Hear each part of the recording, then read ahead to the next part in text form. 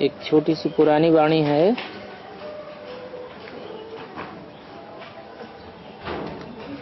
9 जुलाई 1961।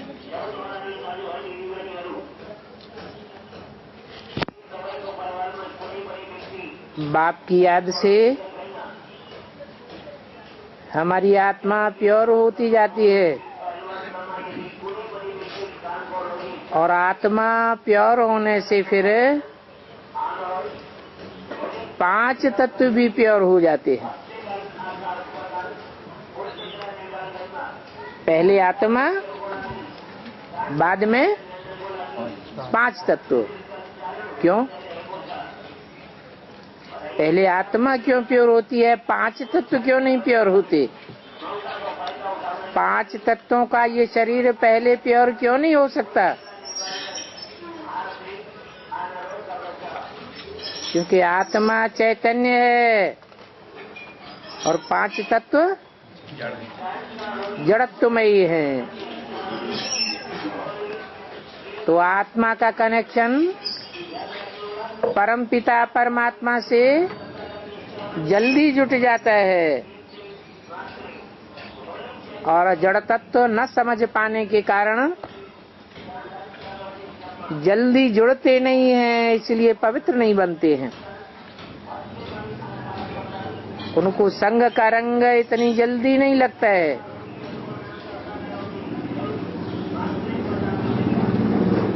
तो समझना चाहिए कि आत्मा भी प्योर बनती है और शरीर भी प्योर बनते हैं, क्योंकि शरीर भी 5 तत्वों से बने हुए हैं।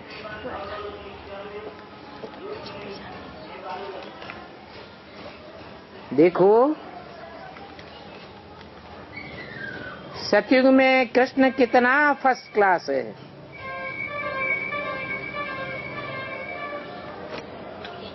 और कृष्ण भला काला भी हो, चलो कैसा भी हो,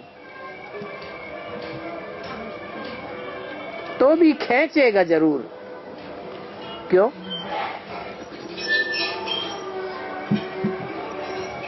काला कृष्ण क्यों खींचेगा? काले कृष्ण की आत्मा काली होगी या गोरी होगी?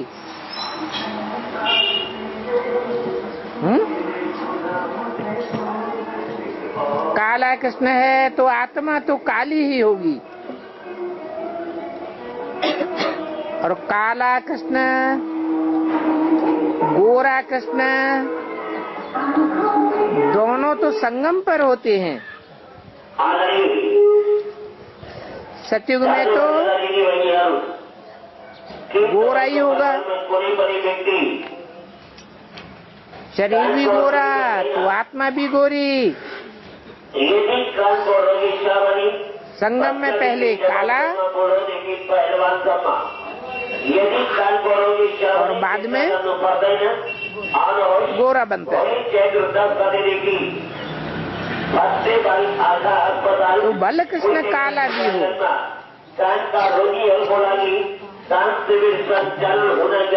जरूर संगम युग में ही काला होगा।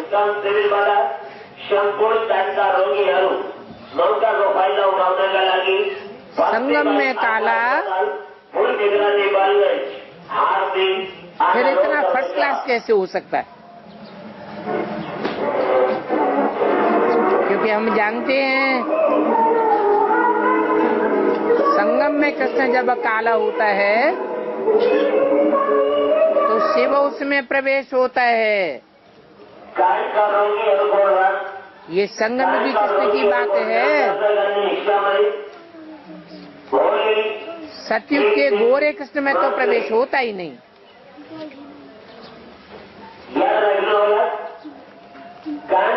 शिव है एवर प्योर, एवर प्योर प्रवेश करता है तो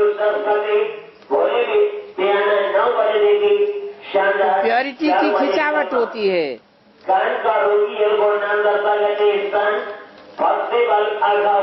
जरूर उस पर्सनालिटी को सभी प्यार करेंगे।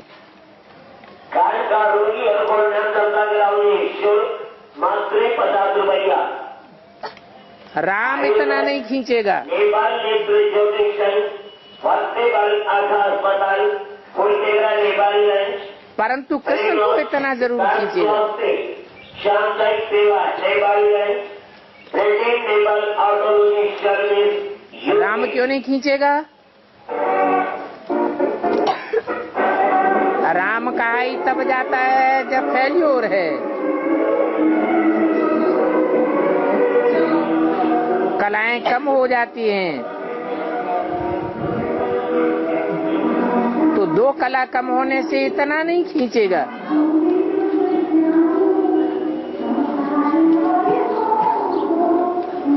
कृष्ण को भी काला ही दिखाते हैं।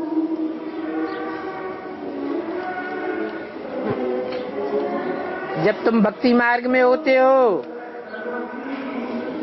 तो गोविंद राधे गोविंद गोविंद गाते हो, क्योंकि तुमको तो जाना ही है कृष्णपुरी में।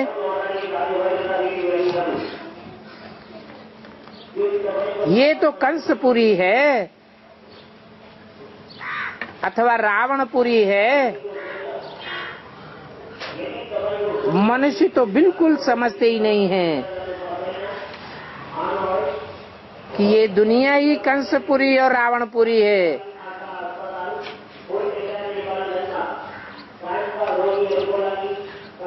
रावण व्यभिचारी होने के कारण सीताओं को दुख देता है ना, और कंस कन्याओं को कोसता है। तो अंधश्रद्धा के कारण भक्ति मार्ग में सब कुछ है। अंधश्रद्धा ही में रखते हैं, जो कुछ भी करते हैं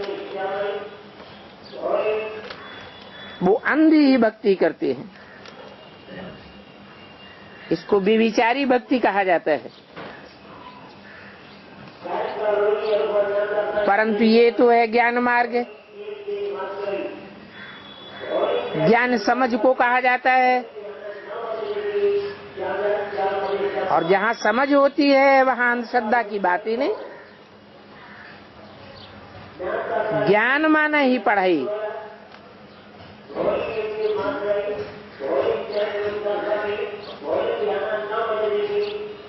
यहाँ कोई डॉगली पढ़ाई नहीं होती है। भक्ति आदि की तो बात ही नहीं। भक्ति में तो बुद्धि भागती रहती है। क्यों भागती रहती है? क्योंकि परमपिता परमात्मा को सर्वव्यापी समझते हैं, तो बुद्धि भागती रहती है। तुम्हारी बुद्धि में तो बैठ गया है कि सर्वव्यापी नहीं है। क्या है? एक व्यापी है। कोई पार्टिकुलर पर्सनालिटी में आया हुआ है। तो ये ज्ञान मार्ग है, अंधश्रद्धा आदि की बात नहीं है। ये है सच्चे बाबा द्वारा सच्ची पढ़ाई। इस विश्वविद्यालय में पढ़ाने वाला शिव बाबा है, जो सारे विश्व का मालिक, मनुष्य सृष्टि का बीज रूप, ज्ञान का सागर चैतन्य है। क्या बताया?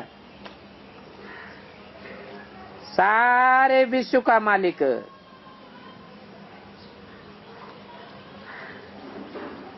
अब निराकार शिव ज्योति बिंदु सारे विश्व का मालिक बनता है क्या? शिव ज्योति बिंदु बाबा है, ये बिंदु बिंदु आत्माओं का बाप है। क्या है? बाप है, वो बाबा नहीं है। परंतु जब किसी पार्टिकुलर तन में प्रवेश करता है तो सारे विश्व का मालिक कहा जाता है। वो सारी मनुष्य सृष्टि का बीज रूप है, तो बीज में जरूर नॉलेज होगी। जैसे हद के क्रिएटर को अपनी रचना का मालूम रहता है, हद का क्रिएटर भी बाप होता है। वो तो हो गए हद के ब्रह्मा, हद के क्रिएटर।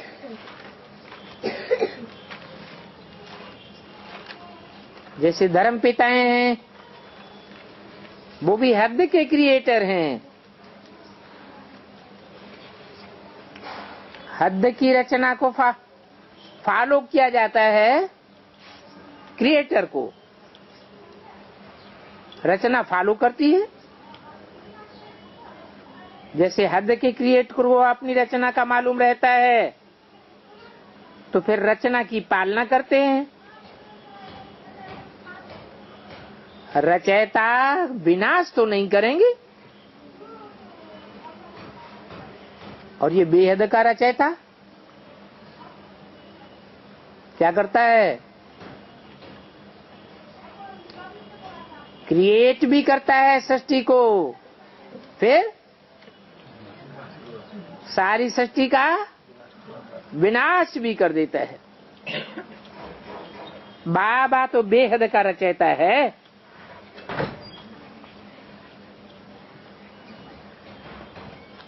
नई सृष्टि की रचना भी करते हैं, तो पुरानी सृष्टि का विनाश भी कर देते हैं। फिर भी उनको अपनी रचना का होना रहता है, इसलिए होना रहता है कि मैंने तो नई सृष्टि रची थी, उस नई सृष्टि में बच्चे सुखी थे। अभी तो ये दुनिया पुरानी हो गई है, पुरानी दुनिया में मेरे बच्चे कितने दुखी हैं। तो क्रिएटर को होना होता है, हमारे बच्चे सब दुखी हैं, और ये भी तो जानते हैं कि ये दुख तो आना ही है। झाड़ को जड़जड़ीभूत बनना ही है, नए से पुराना झाड़ होना ही है, फिर नया शुरू होगा। ये अनादि ड्रामा फिरता ही रहता है। इसमें ड्रामा के सिवाय बाबा और कोई कर्तव्य नहीं कर सकता। ड्रामा के अनुकूल ही सारा कर्तव्य करना पड़े। तो ऐसे कभी नहीं कहना कि हे बाबा हमारे ऊपर कृपा करो। क्यों नहीं कहना? क्योंकि कृपा आदि की बात ही नहीं है। जो जैसा ड्रामा बना हुआ है वैसा ही होगा। टीचर क्या कृपा करेंगे? वो तो कहेंगे कि मैं सहज योग और सहज ज्ञान सिखलाता हूं। मैं तो सहज ज्ञान सिखलाता हूं। क्या कि अपन को आत्मा समझो? क्या समझो? मैं शरीर सहित आत्मा हूं। इस शरीर में भी आत्मा की प्रवृत्ति है, और आत्मा समझकर मुझ बाप को याद करो जो साकार शरीर में आया हुआ है। आत्मा शरीर बिगर कोई कार्य नहीं कर सकती। तो तुम्हारी याद भी प्रवृत्ति मार्ग की है, इसलिए तुम्हारा ज्ञान भी सहज है। और याद भी सहज है। बिंदु को खींच खींच करके याद करना कठिन होता है, और साकार में निराकार को याद करना सहज होता है। जो चीज आंखों से देखी जाती है वो याद आती है, इंद्रियों से जो भी सुख लिए जाते हैं, चाहे वस्तुओं के सुख हों, चाहे संबंधियों के सुख हों, साकार में सुख तो लिए जाते हैं ना, तो वो याद आते हैं। तो साकार में निराकार क्यों नहीं याद आवेगा? तो मैं सहज ज्ञान और सहज योग अर्थात सहज याद सिखलाता हूं। तो अब कृपा करने की बात नहीं है, तुम अपने ऊपर कृपा करो। अच्छी तरह पढ़ना है और पढ़ करके अपने ऊपर कृपा करनी है। मैं आता ही हूं पढ़ाने के लिए, कृपा करने के लिए नहीं आता हूं कि कोई पर कृपा कर दूं और कोई को छोड़ दूं। तुम जानते हो कि याद से विकर्म विनाश होते हैं, इसकी याद से विकर्म विनाश होते हैं?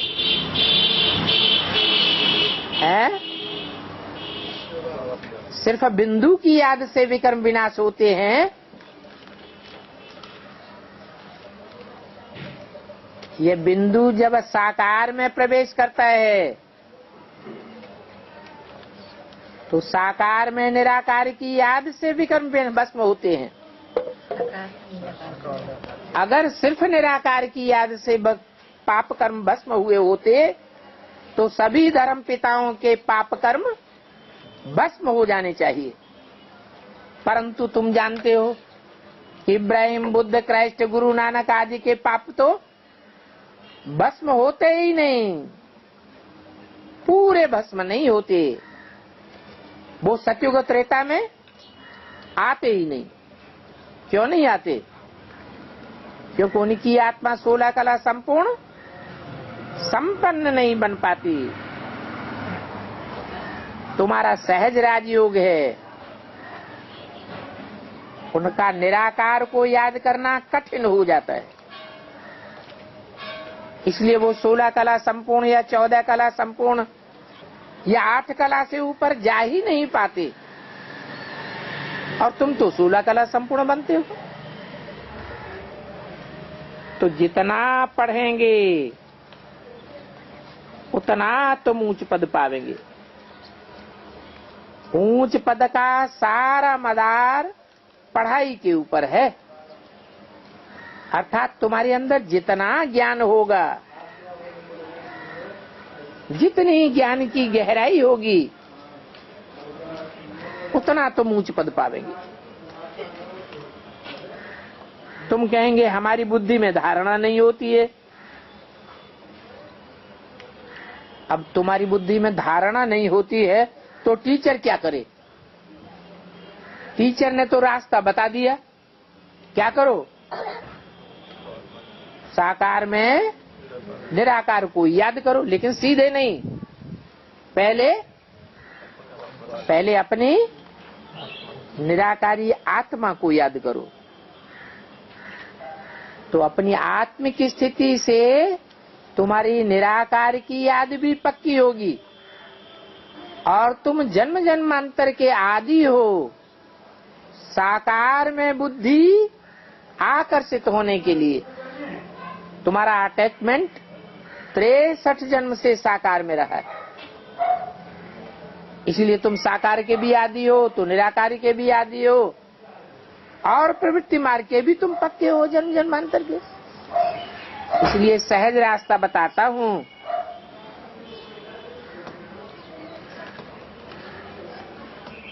धारणा हो इसके लिए बाप कोई कृपा करें, ऐसी बात नहीं है। निराकार को याद करेंगे तो बुद्धि निराकारी बनेगी या साकारी बनेगी, सूक्ष्म बनेगी या स्थूल बनेगी? सूक्ष्म बुद्धि बनेगी। सूक्ष्म बुद्धि गहराइयों में प्रवेश कर सकती है। ज्ञान की गहराइयों में तुम प्रवेश कर सकेंगे तो धारणा क्यों नहीं होगी? हम कृपा करके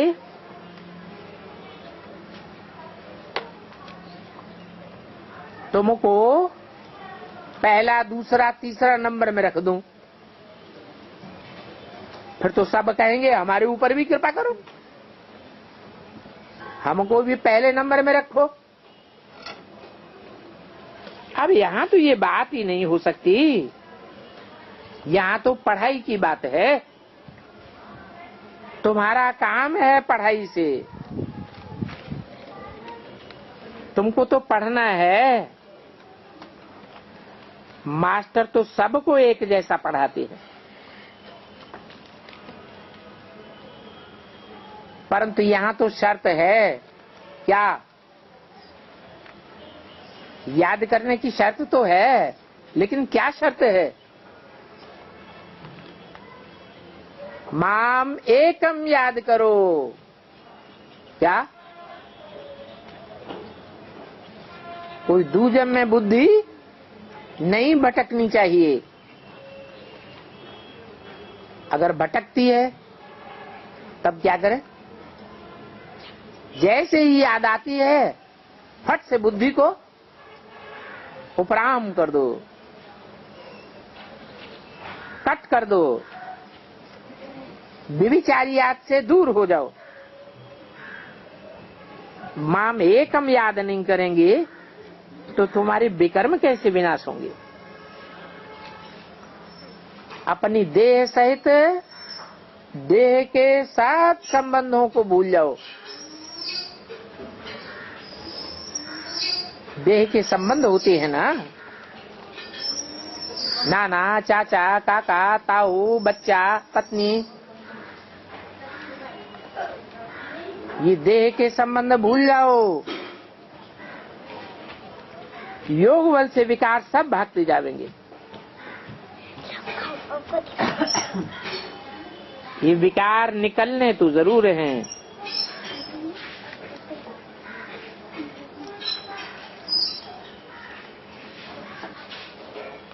अभी तो देखते हैं कि नहीं निकलते हैं, फिर कैसे विश्वास करें कि निकलने जरूर हैं? है? सुख में मनुष्य ज्यादा याद करते हैं कि दुख में याद करते हैं? दुख पड़ता है तो बहुत याद करते हैं। बाप भल कहते हैं बिना सामने खड़ा है, लेकिन कोई की बुद्धि में ये विश्वास बैठता है कि बिना सामने खड़ा है और मौत का तो कोई ठिकाना नहीं, कब आ जावे। इसलिए बाप कहते हैं इस पुरानी दुनिया से, इस देह से, देह के संबंधों से वैराग धारण करो। ताबड़तोड़ जब विनाश शुरू हो जाएगा तो बरबस बाप को याद करने लग पड़ेंगे।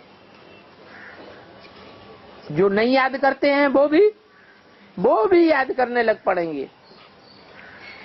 इसलिए बोलते हैं ये 5 विकार निकलना तो जरूर है, क्योंकि अभी सर्वशक्तिवान बाप आया हुआ है। खुद में क्रोध होगा तो दूसरे को कह नहीं सकेंगे कि क्रोध को जीतो,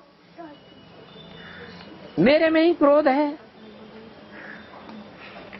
तो जैसे कि मैं सदगुरु का निंदक हो जाता हूं, ऐसे फिर ब्राह्मण कहला ही नहीं सकते। तो अपन से ऐसे ऐसे बातें करो। इस पुरुषार्थ में सारा बुद्धि का खेल है। बाहुबल की कोई बात नहीं है। बाहुबल वाले तो विनाश को पावेंगे और याद बल वाले विजयी हो जाएंगे। तो बाहुबल से हाथ पांव चलाने आदि की बात नहीं है। जैसे दुनिया में दौड़ होती है तो एक दूसरे को टंगड़ी लगाए देते हैं, तो दौड़ने वाले साथी गिर जाते हैं और टंगड़ी लगाने वाला आगे निकल जाता है। ऐसी तो यहाँ कोई बात है ही नहीं। क्यों? क्योंकि यहाँ तो पहले ही बता दिया कि बाहुबल वाले विनाश को पावेंगे। किस तरफ इशारा किया? हम ब्राह्मणों की दुनिया में ही यादव कौरव पांडव हैं। यादव और कौरव बाहुबल दिखाते हैं और पांडव याद के बल पर डटे रहते, बाहुबल नहीं दिखाते। तो बोला यहाँ हाथ पांव आदि चलाने की कोई बात नहीं, बुद्धि योग बल कहा जाता है और तुम्हारी बुद्धि में सारा ज्ञान है। हमारा कोई हठ योग नहीं है। बाबा कहते हैं मैं तुम बच्चों के लिए हेवन स्थापन करने आया हूं। क्या नाम दिया है? विन। तुम्हारी सदा काल के लिए जीत हो जाएगी। वो इस्लामी, बौद्धी, क्रिश्चियन दुनिया में जीत पाने के लिए कितना बाहुबल चलाते आए। अलेक्जेंडर, हिटलर, नेपोलियन, मुसोलिनी कितना बाहुबल से संहार किया। बाहुबल चलाते चलाते हाँ हो गए, लेकिन दुनिया के ऊपर जीत नहीं पाए सके। समझते थे हम दुनिया को जीत लेंगे तो हम स्वर्ग स्थापन कर देंगे, स्वर्ग में चले जाएंगे, हमसे ज्यादा सुखी दुनिया में कोई नहीं होगा। लेकिन सब भस्मीभूत हो गए।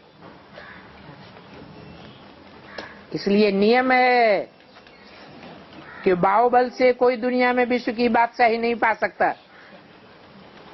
क्या दुनिया वाले हिटलर, नेपोलियन ही क्यों न हो, कितने ही महत्वाकांक्षी हो, वो भी नहीं पा सके। ब्राह्मणों की दुनिया में बेसिक वाले भी बाहुबल से विश्व की बादशाही नहीं पा सकेंगे। बादशाही गवावेंगे, बादशाही हार जावेंगे, लेकिन विन नहीं कर सकेंगे, जीत नहीं पाए सकेंगे। और तुम योग बल से हैबिट बनाते हो। तो तुम बच्चों को सुख भोगने के लिए तैयार कर रहा हूं। क्या सुख कैसे भोगा जाता है?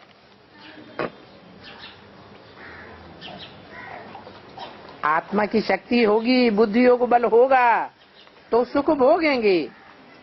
आत्मा की शक्ति ही नहीं होगी तो सुख कहां से भोगेंगे?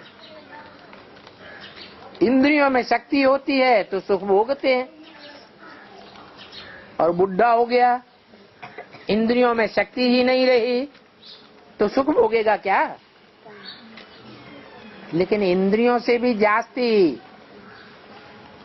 ताकतवान कौन सी इंद्रिय है? मन बुद्धि।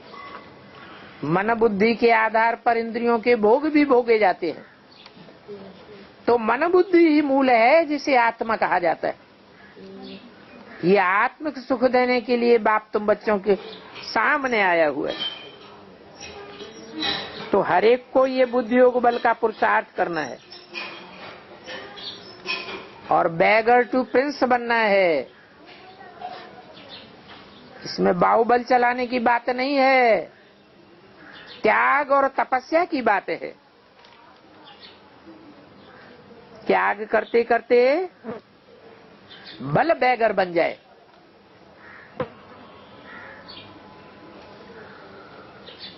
बाबा के सन्मुख सब कुछ अर्पण कर दे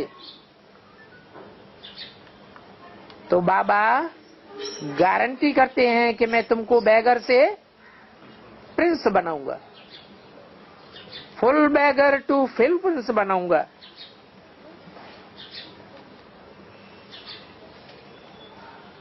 बाबा से हमेशा पूछना चाहिए कि हम इस हालत में ये धंधा करें या ना करें, ये धंधा हमको करना चाहिए या नहीं करना चाहिए।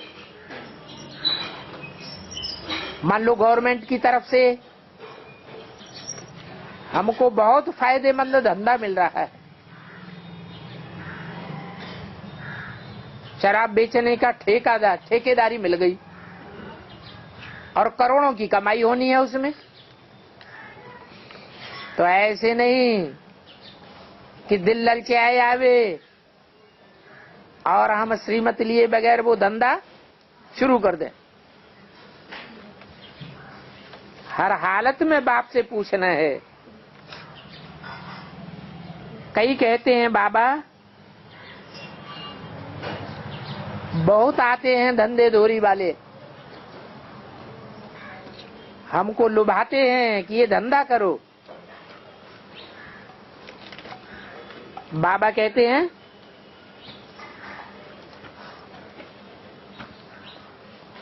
सबसे ज्यादा तो मैं कमाई कराने वाला हूं। सब धंधों में है नुकसान सिवाय एक ईश्वरीय धंधे के।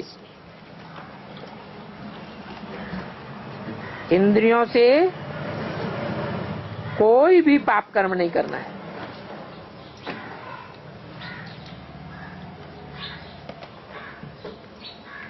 वो भी जानते हैं आश्चर्यवत कथंती सुनंती भागंती होने वाले कौन? जो बाहुबल चलाने वाले हैं, दुनियावी धंधा करने वाले हैं, कौरव संप्रदाय हैं या यादव संप्रदाय हैं।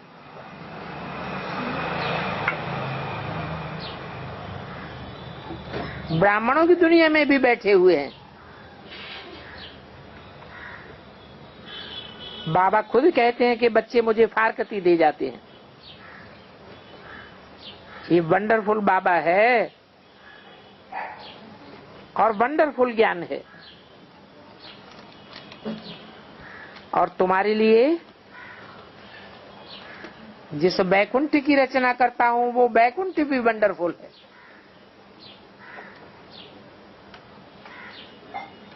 दुनिया में मनुष्यों ने तो 7 वंडर्स बनाए हुए हैं। मोस्ट वंडरफुल चीजें बनाई हुई हैं। चीन की बड़ी दीवार बनाई है, ताजमहल बनाया है, मिस्र के पिरामिड बनाए हैं, झूमती मीनारें बनाई हैं। परंतु बाप कहते हैं वो वंडरफुल नहीं है। मैं जो नई दुनिया की रचना करता हूं वो मोस्ट वंडरफुल चीज है दुनिया की। परंतु दुनिया इस बात को अभी नहीं जानती है। अपन तो जानते हैं। अब हम तो श्रीमत पर चल रहे हैं। वो तो कह देते हैं कृष्ण द्वापर में आया। अब वहां द्वापर में महाभारत युद्ध कैसे हो सके? द्वापर में महाभारत होगा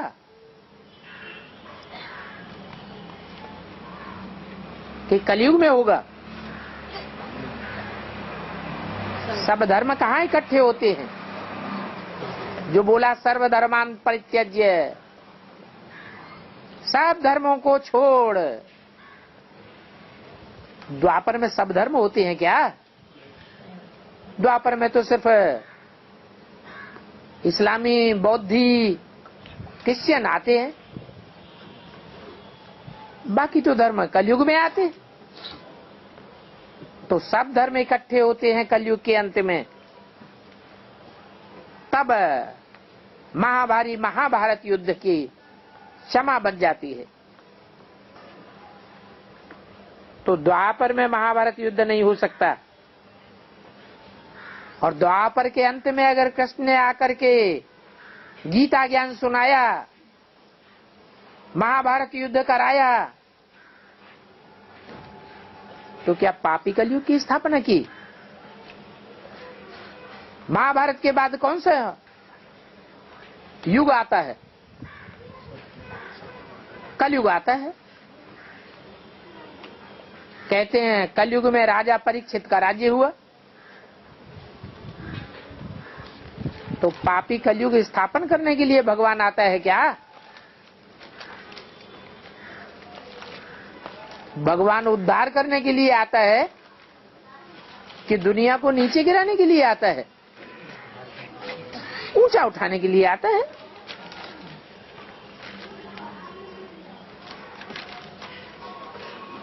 फिर कहते हैं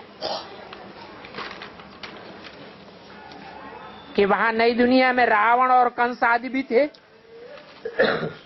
रावण को त्रेता में ले गए हैं, कंस को द्वापर युग में ले गए हैं।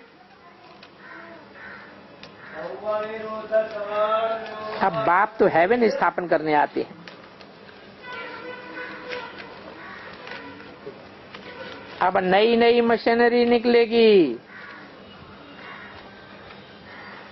जो झट तुम्हारी राजधानी स्थापन होगी।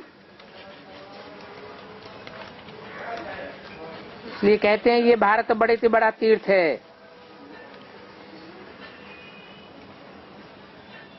बड़े से बड़ा तीर्थ है। दुनिया के हिसाब से अगर देखा जाए तो आज की दुनिया के हिसाब से सबसे बड़े से बड़ा तीर्थ कौन सा है? जहां ढेर के ढेर लोग इकट्ठे होते हैं? भारत है। भारत में कौन सा ऐसा तीर्थ है जहां ढेर के ढेर लोग इकट्ठे हो जाते हैं?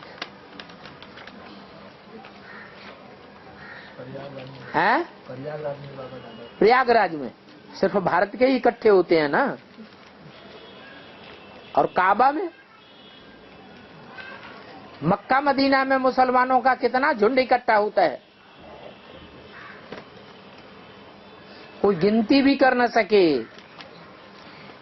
तो बड़ा तीर्थ दुनिया के हिसाब से कौन सा हुआ? मक्का मदीना हो गया।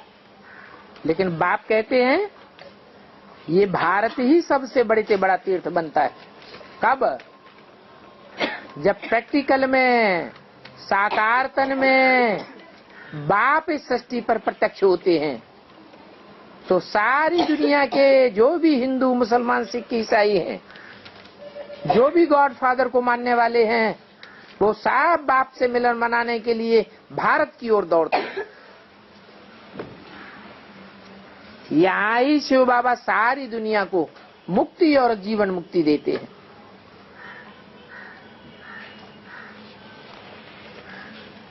उन्होंने तो शिव बाबा को ही उड़ा दिया। किन्होंने उड़ा दिया शिव बाबा को? है? नहीं, उन्होंने शिव बाबा को उड़ा दिया जो कहते हैं भगवान सर्वव्यापी है, अथवा नहीं भी कहते हैं भगवान सर्वव्यापी है।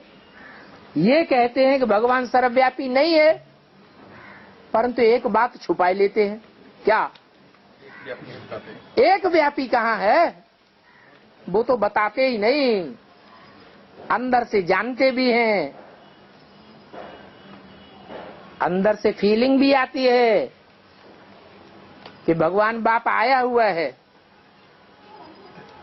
जैसे दुनिया वाले रत्नों की चोर बाजारी करते हैं, सोना चांदी हीरे जवाहरात की चोर बाजारी करते हैं ना, ऐसे ही यहाँ ब्राह्मणों की दुनिया में भी भगवान के ज्ञान रत्नों की चोर बाजारी करते रहते हैं, बंद कमरे करके सुनते रहते हैं,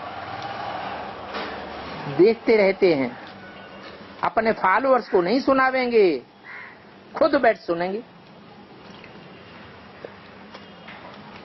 तो ऐसे जो छल छिद्र कपट करने वाले हैं, बड़े बड़े साधु सन्यासी हैं, उन्होंने तो शिव बाबा को ही उड़ाई दिया है।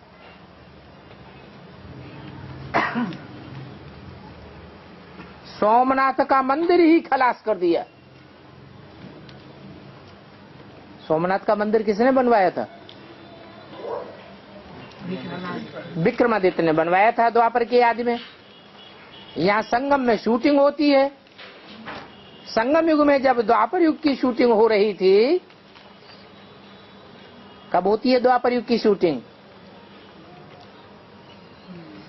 जब तक मम्मा बाबा साकार में जीवित थे तब तक सतयुग त्रेता की शूटिंग हो रही थी, और जब मम्मा बाबा शरीर छोड़ते हैं तब द्वापर युग की शूटिंग होती है, क्योंकि वहां से द्वैतवादी युग की शुरुआत हो जाती है। ब्राह्मणों की दुनिया में दो दो मतें शुरू हो जाती हैं। पहले सारे ब्राह्मण परिवार का संचालन माउंट आबू से होता था, बाबा की श्रीमत पर। फिर मम्मा बाबा ने जब शरीर छोड़ दिया तो बड़े बड़े दीदी दादी दादाओं ने जोनल इंचार्जेस बनाए लिए। सारे भारत को जोन्स में विभाजित कर दिया और जोन में बट गया। जैसे द्वापर युग से अनेक राज्य स्थापन हो गए, अनेक धर्म स्थापन हो गए, ऐसे ही मम्मा बाबा के शरीर छोड़ने के बाद अनेक जोन बन गए, अनेक भाषाओं में लिटरेचर छपने लगा। मम्मा बाबा के जमाने में सिर्फ हिंदी में ही मुरली चलती थी, हिंदी में ही पत्रिका छपती थी। तो द्वापर युग की शूटिंग हुई और सोमनाथ का मंदिर बना। मम्मा ने शरीर छोड़ा और ब्रह्मा बाबा ने एक आश्रम की स्थापना की यज्ञ की धन संपत्ति से। उससे पहले कोई भी आश्रम यज्ञ की धन संपत्ति से नहीं खोला गया था। तो वही विक्रमादित्य की आत्मा है ना, उसी के द्वारा ये शूटिंग हुई ना। वो सोमनाथ का मंदिर भी सोमनाथ कहाँ खोला गया था? सागर के किनारे। और ब्राह्मणों की दुनिया में भी उस समय सन 66-67 में ज्ञान सागर माउंट आबू में कार्य कर रहा था, और माउंट आबू के किनारे सबसे नजदीक का मंदिर कौन सा था? अहमदाबाद। अहमदाबाद में पालड़ी सेवा केंद्र में स्पेशली बाबा ने विश्व किशोर बाबू को भेज करके वो स्थान चुना और माउंट आबू की ढेर सारी धन संपत्ति लगा करके वो सेवा केंद्र खोल दिया। तो सोमनाथ मंदिर की शूटिंग हुई या नहीं हुई है? जो बाबा के द्वारा सोमनाथ मंदिर स्थापन किया गया था, द्वापर युगी शूटिंग के अंत में मुसलमानों ने क्या किया? उस मंदिर को ही ध्वस्त कर दिया, खलास कर दिया। ब्रह्मा बाबा की शरीर छोड़ने के बाद कौन गद्दी पर बैठा है?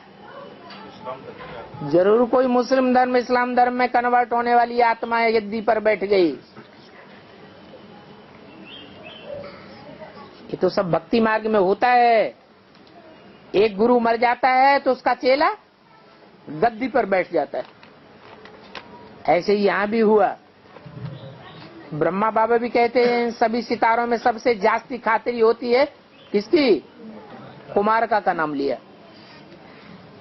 और फिर दूसरी वाणी में यह भी कह दिया जिनका बहुत मान मर्तबा होता है उनको बड़े से बड़ा भ्रष्टाचारी समझो।